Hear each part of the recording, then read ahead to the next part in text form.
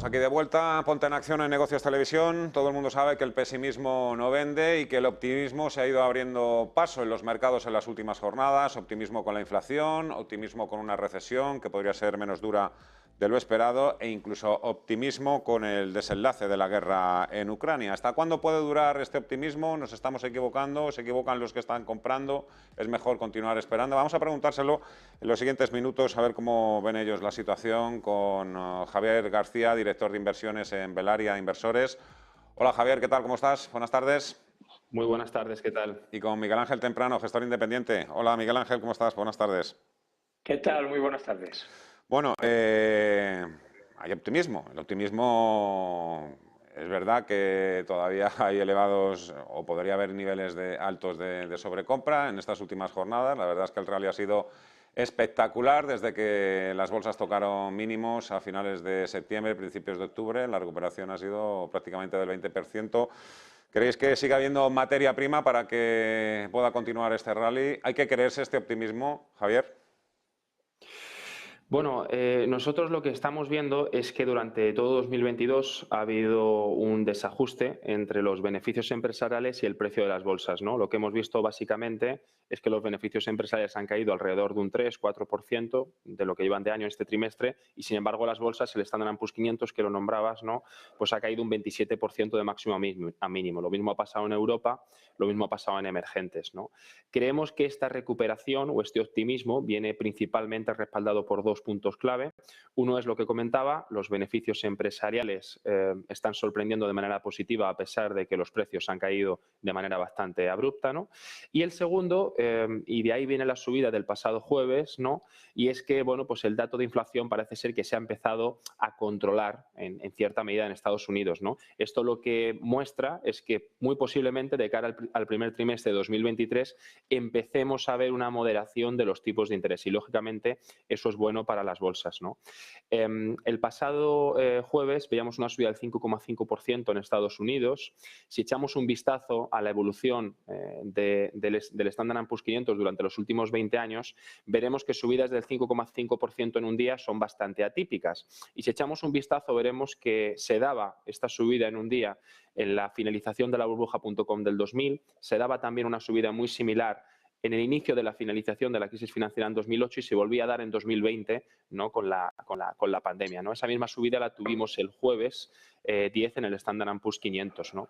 Hay otro punto importante y muy técnico y es que el volumen de negociación del Standard & Poor's 500 durante la semana pasada y la anterior, en un día llegó a 15 millones de contratos. La media de negociación del Standard & Poor's 500 suele ser de 10 millones. Y hemos visto que cada vez que se da una negociación tan alta, lo que se prevé o lo que se vaticina es un movimiento positivo de cara a las próximas semanas o meses, ¿no? Entonces, al final, lo que hemos terminado viendo el jueves pasado es una subida del Nasdaq del 7,5%, una subida del 5,5% del Standard & Poor's 500, del 6% del Russell 2000, del 5% en Europa a nivel general, también lo hemos visto en emergentes. Teniendo un poco en cuenta la situación general, creemos que al menos en el corto plazo no es el momento de ser extremadamente negativos, puesto que después de estas subidas como las que estamos viendo a día de hoy, pues lo que vienen después, al menos históricamente o dentro de los últimos 20 años, han sido un seguimiento de las subidas de cara a las próximas semanas y meses. Todavía nos podríamos ver todavía unas cuantas semanas de paz, de alegría en los mercados. ¿Coincides tú con ese punto de vista, Miguel Ángel? Se me olvidaba antes también añadir el optimismo tras el resultado de las elecciones de mitad de mandato en Estados Unidos. Sí, sí, yo creo que ha ocurrido, vamos a ver, los datos macro siguen siendo pésimos y yo creo que no van a mejorar en el corto plazo, pero espero que sea en el largo. Pero han ocurrido dos detalles que yo creo que son totalmente críticos. Primero, que las elecciones de mitad de mandato del otro día, lo que vinieron a decir es los dos próximos años no son 2 años perdidos. Es decir, los demócratas van a poder hacer cosas porque todavía conservan una de las cámaras. Pero ha pasado otra cosa que ha pasado muy desapercibida, y fue una noticia que filtró o sacó, no tengo muy claro técnicamente cómo hace esto la Casa Blanca, sobre la advertencia que le había dado a Zelensky de que había llegado la hora de negociar. Y yo creo que precisamente donde se está cociendo todo el pescado ahora mismo es en la reunión entre Xi y Biden, porque también Xi aparentemente le había debido decir algo ya a Putin de hasta aquí hemos llegado, no podemos, el mundo no puede permitirse una situación de así por los siglos de los siglos. Y Zelensky, que obviamente está muy subido, porque a pesar de que la guerra la va perdiendo, va recuperando terreno perdido, está en manos de los occidentales y particularmente los americanos. Lo puede hacer porque le están suministrando el armamento, pero ha llegado un momento que yo creo que se ha conseguido el primer objetivo, que es decirle a Putin no te lo vamos a permitir, tú no vas a hacer lo que te dé la gana, tú no te vas a anexionar los países como en su día hizo Hitler, pero también no vamos a mantener esta guerra por los siglos de los siglos porque el resto del mundo tiene que sostenerse y claro, estamos afectando a un país que tiene mucho petróleo y mucho gas y a otro que es un granero. Y eso yo creo que es una noticia que ha pasado desapercibida, pero que la ha cogido muy bien los mercados. Yo creo que es prácticamente, claro, aquí no se puede dar nada por seguro, ¿no? Pero yo creo que es precisamente una de las noticias que está cotizando también el mercado. No se habla demasiado, pero por ejemplo Zelensky también ha retirado ya la condición de que Putin continúe siendo presidente para sentarse en la mesa de diálogo. Poco a poco va un poco Claro, también... Claro, es que yo creo que lo reculando. más crítico Es de... consciente también de que los presupuestos nacionales también tienen un límite, ¿no? No puedes estar financiando durante años y años también una guerra. Claro, y además yo creo que, bueno, primero la retirada de Gerson, Putin no la quiso anunciar antes de las elecciones para no darle la victoria a Biden. Lo anunció justamente cuando las elecciones se habían producido. Pero el mercado yo creo que está descontando de que esto tiene un fin. No sé si corto o medio, pero que esto no se va a eternizar y que de alguna manera esto va a terminar afectando a que no haya tantísima presión sobre determinados mercados de materias primas. Y eso el mercado lo descuenta. Pero independientemente de eso, los fundamentales que tenemos son para llorar. No hay uno que sea bueno, ¿eh? Sobre este asunto, Javier, siendo también conscientes de que yo por lo menos no soy ningún experto en la materia y me dejo guiar un poco, trato de seguir también a la gente que hasta el momento ha ido acertando. ¿Cómo ves tú todo esto? Rusia, Ucrania, Occidentes, Bruselas hoy, por ejemplo, le han preguntado, creo que ha sido a Borrell, por el tema sanciones y ha dicho que de momento Europa no prepara ninguna nueva sanción a Rusia. Bueno, yo tengo ciertas esperanzas en esta cumbre, ¿no? Aquí vamos a ver un poco los bloques geopolíticos que hay, cómo está, bueno, pues digamos Estados Unidos y Europa por un lado, China y Rusia por el otro, ciertos países con cierta equidistancia como India y latinoamericanos, ¿no? Creo que va a ser clave en esta cumbre Indonesia, que dice, bueno, que se ha propuesto mediar entre Rusia y Ucrania en cierta medida. Creo que eso va a ser interesante. Y también va a ser interesante ver qué dice o qué hace Biden, puesto que lógicamente todos sabemos que tiene un interés bastante serio en que digamos, China deje de apoyar a Rusia, puesto que Rusia también va a estar ahí, no va a estar Putin, pero sí que va a estar presente. Creemos que va a ser interesante, ¿no? Creo que el objetivo en esta cumbre es pues afianzar lazos en un mundo que, a pesar de estar muy interconectado, pues está ciertamente dividido por intereses políticos y económicos, pero creo que esto, bueno, pues podría ser, como decía Miguel, que empecemos a ver la claridad del asunto entre Rusia y Ucrania, y esto es clave para la evolución económica de cara a los próximos años, ¿no? Porque, bueno, pues Rusia pues tiene una parte muy importante de gas natural y petróleo que está haciendo que se encarezca la vida de todos los ciudadanos a nivel, sobre todo en Europa, ¿no? Y creo que esta cumbre va a ser clave de cara a los próximos años. Realmente nosotros tenemos bastantes esperanzas.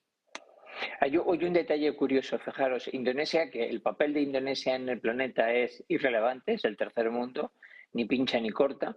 Resulta que es uno de los dos potenciales compradores del petróleo ruso, porque el petróleo ruso, para su desgracia, es un petróleo pesado. Entonces, necesitas unas refinerías especiales para poderlo utilizar. Entonces, todo aquello que no le venden los rusos a los europeos se lo están vendiendo a los indios y a los indonesios, que son los dos únicos capaces de comprarlo en masa.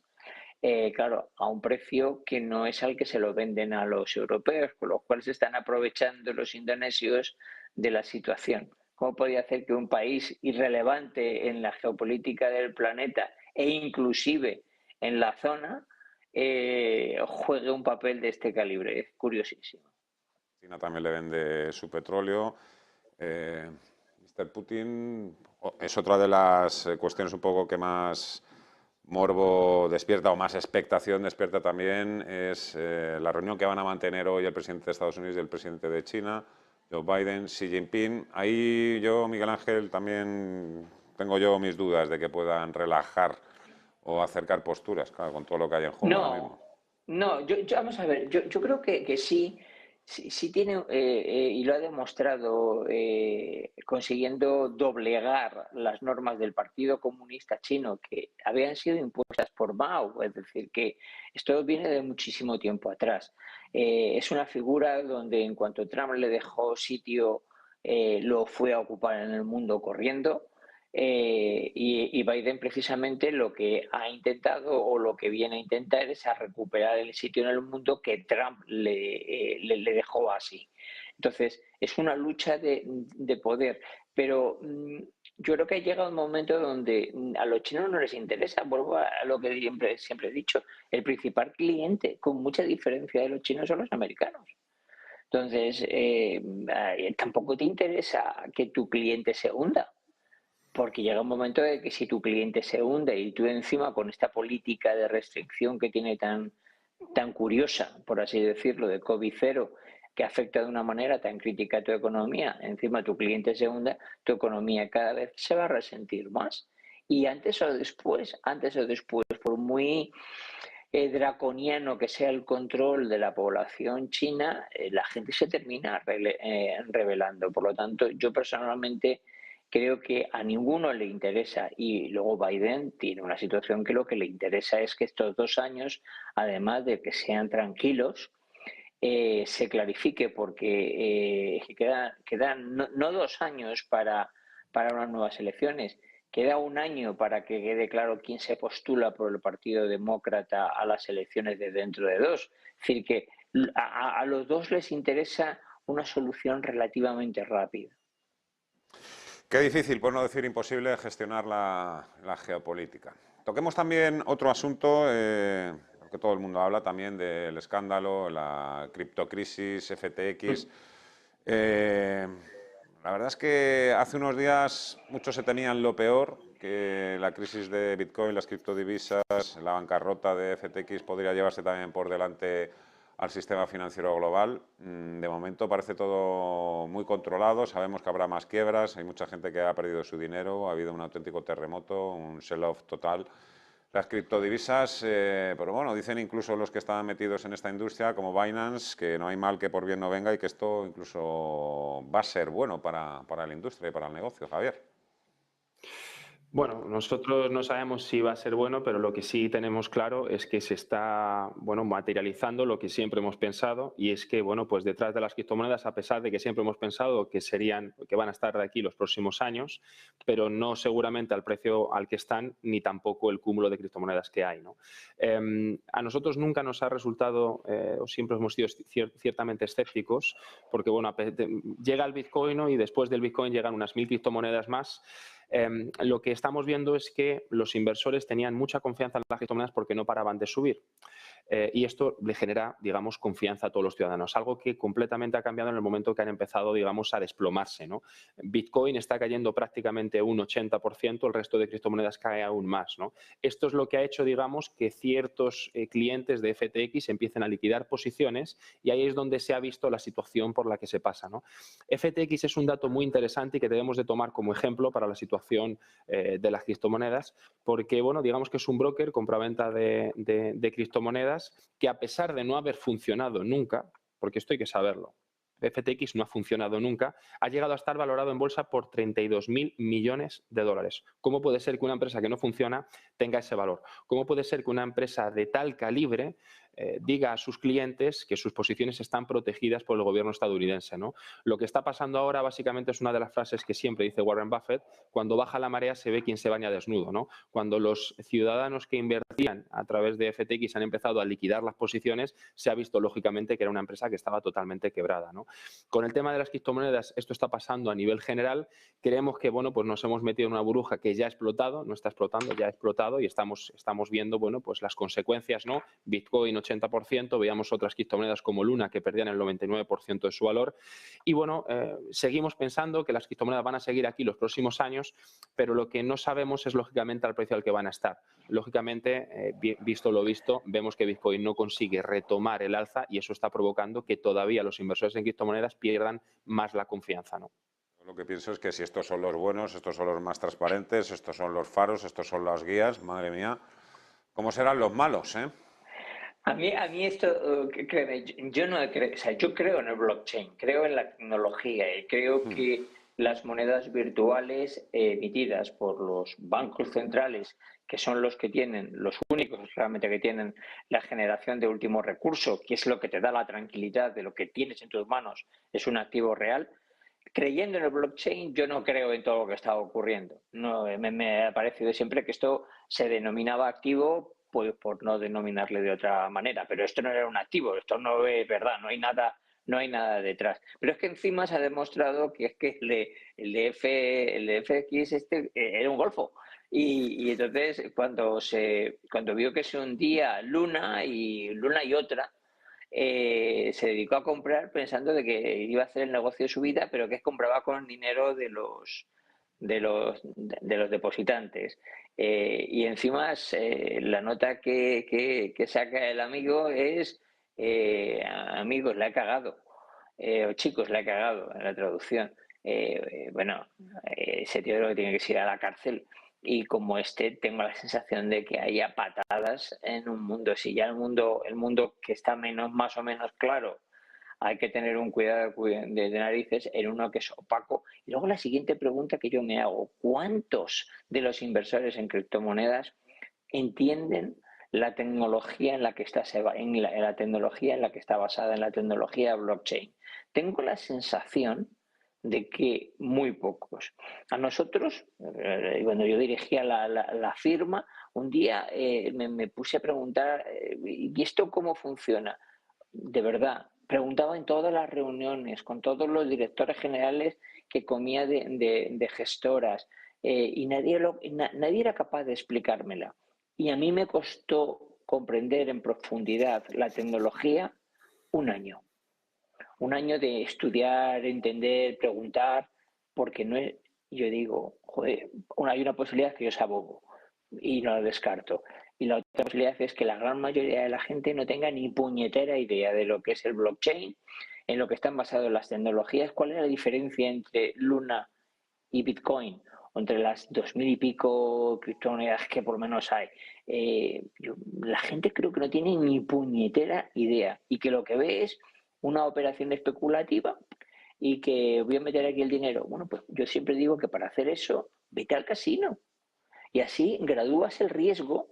Si quieres poco riesgo, inviertes en rojo o en negro. Y si quieres mucho riesgo, pues te compras, o sea, inviertes en un número de la ruleta. Pero si no te gusta el casino, no hagas esto. Claro, luego Me pierdes, sorprende pasa también esto. las cantidades millonarias que tenía ahí Sí, sí, metida sí, sí, gente a sí. la que se le supone también que está bien asesorado. Bien asesorado. Bueno, Hablo, y hablo de piensa quién fortunas de era uno de 600, sus... 700 millones de dólares. Sí, sí. Oye, Bueno, que no... un inversor de estos tíos es el mayor fondo de compañías de startup del mundo, que es Sequoia Capital, un emblema en Silicon Valley. Y estaba metido ahí. Es decir, y ellos son los primeros que han dicho que directamente write-off a toda su inversión. O sea, lo dijeron, creo recordar que 2 días antes, que eso estaba todo perdido, que ya no valía para nada, y a raíz de eso ya todo se fue para abajo. Pero la pregunta es: ¿qué hacía Sequoia Capital ahí metido? con una cantidad relevante, porque si no me parece mal, Sequoia había metido 300 millones de dólares. Es decir, que parece para Sequoia es una cantidad irrelevante, pero son 300 millones de dólares. 500 creo que retiró 500 Sequoia, y ahí está metido también otro peso pesado, que es SoftBank. También es alguien que está acostumbrado a lidiar con todo tipo de... Pero SoftBank, SoftBank yo creo que es el japonés que no sé cómo se llama, Misosaki o no sé qué. Sí. Está metido en todos los follones. En todos. Está en el WeWork, está en todos. A mí la duda es de dónde sale el dinero, de dónde le llega al tío el dinero, porque lo pierde en masa. Lo pierde en masa. No sé. ¿Algo más que añadir sobre este asunto, Javier, que quieras para ya rematar? No, bueno, básicamente que lo dicho, ¿no? Que se está materializando prácticamente todo y posiblemente pues esto sea, bueno, tal vez seguramente que algo positivo para los mercados, puesto que va a haber una limpia de un activo que se estaba llevando mucho dinero durante los últimos años y bueno, pues todo este cierre de posiciones tendrá que irse, digamos, a otro lugar, ¿no? Bitcoin acaparaba una capitalización de bursátil brutal, prácticamente se estaba acercando o lo estaban asimilándolo con el oro y bueno, lo que se está viendo ahora es que no, que todo lo que se hablaba de Bitcoin, todo lo que se hablaba de todas las criptomonedas parece que era pues ciertamente falso y a partir de ahora pues viene otro nuevo ciclo donde, bueno, como bien decía Miguel, pues ya las criptomonedas no se ven como un activo sino como algo especulativo donde se iba a ganar dinero. De hecho, muchos analistas, que esto es otra cosa que a nosotros nos creaba cierto escepticismo, ¿no? Era que muchos analistas cuando analizaban o cuando estimaban la rentabilidad futura de esa criptomoneda se basaban en la rentabilidad pasada, algo que es, bueno, que es que no hay que hacer absolutamente nunca, ¿no? Y eso se hacía con las criptomonedas, ¿no? Sin lugar a dudas, era una burbuja que acaba de explotar y bueno, pues esta limpia creo que va a ser positiva para el mercado financiero a nivel general. Veremos seguramente a tropezar, ahora que ha pinchado una burbuja, seguramente ahora mismo ya se está creando la siguiente burbuja también en esa industria. Javier García, Velaria Inversores, Miguel Ángel Temprano, gestor independiente, muchísimas gracias a los dos, un fuerte abrazo, que vaya bien la semana. Hasta Igualmente. Pronto. Un fuerte abrazo. 12:47, hemos hablado